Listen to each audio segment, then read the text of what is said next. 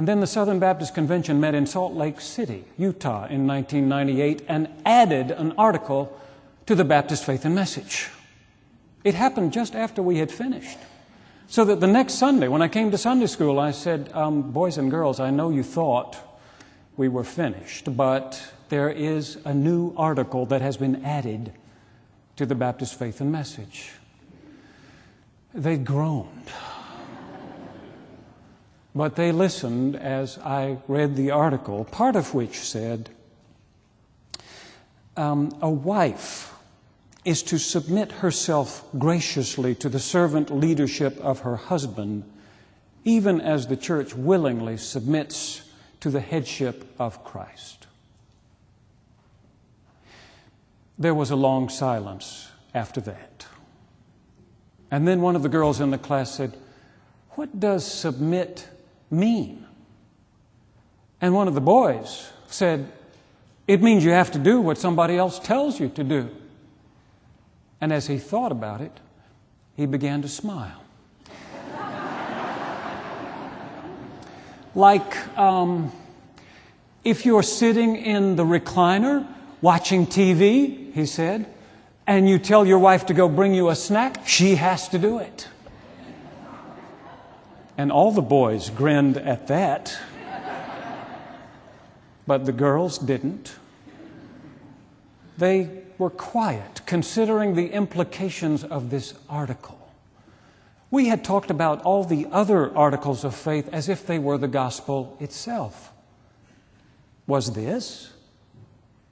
Would they have to submit simply because the Baptist Faith and Message said so? Finally, one of those little girls folded her arms across her chest and said flatly, "Well, I'm not going to submit." Good for you, I thought. Good for you if that's what submission means. If it means that some lazy boy gets to boss you around just because he's a man and you're a woman. But what if that little surge of rebellion she was feeling was not so gender specific, but something that is common to all humanity? What if there is something in each of us that doesn't want to submit to any of us?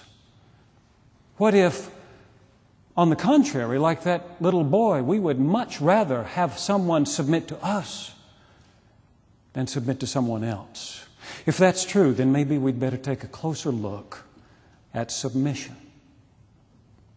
Richard Foster says that submission is one of the great spiritual disciplines, and that like all the disciplines, its goal is freedom. What kind of freedom comes from submission? Foster says it is the ability to lay down the terrible burden of always needing to get our own way. The obsession that things go the way we want them to go is one of the greatest bondages in human society today, he says. People will spend weeks, months, even years in a perpetual stew because some little thing did not go as they wished. They will fuss and fume. They will get mad about it. They will act as if their very life hangs on the issue. They may even get an ulcer over it. In the discipline of submission, Foster concludes, we are released to drop the matter, to forget it. Frankly, most things in life are not nearly so important as we think they are. Our lives will not come to an end if this or that does not happen. Knowing that about submission, you can understand why the writer of Ephesians would include it in his discussion of marriage. If husbands and wives didn't always have to get their own way, if they were free to drop some things, to forget about them, most marriages would go more smoothly. I still remember an article on marriage in which a newspaper columnist named Ken Garfield talked about the yes, dear principle. It didn't have to be the wife, he said. It didn't have to be the husband. But if a marriage was going to be healthy, somebody had to learn how to say, yes, dear. And so the author of Ephesians really does say, and the Baptist Faith and Message really does quote, That line from Ephesians 5:21, wives, submit to your husbands. But the author of Ephesians says something else which the Baptist Faith and Message does not quote. In Ephesians 5:21, the verse that comes just before that infamous submissive wives statement, he says about husbands and wives that they should submit to one another out of reverence for Christ. He unfurls that statement like a banner over everything that follows. Husbands and wives should submit to one another, he says, and then goes on to illustrate what he means. A paragraph about how wives should submit, and 2 paragraphs about how husbands should submit, as if they might require a good bit more instruction. In fact, the word submit is not even found in verse 22 in the Greek New Testament. I didn't notice this before this morning, but as I was reading from the NIV, I saw that there is a heading called Wives and Husbands that comes just before verse 22.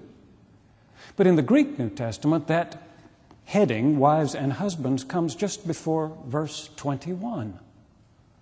Someone has made a decision about which part of Ephesians 5 relates to husbands and wives. In the Greek, husbands and wives submit to one another out of reverence for Christ. In the NIV, husbands and wives, submit to your husbands. Interesting how translation and interpretation makes a difference. The writer of Ephesians seems to be saying that husbands and wives ought to submit to one another out of reverence for Christ, and in verse 22 begins to talk about how wives should submit, and verse 25 begins to talk about husbands should submit.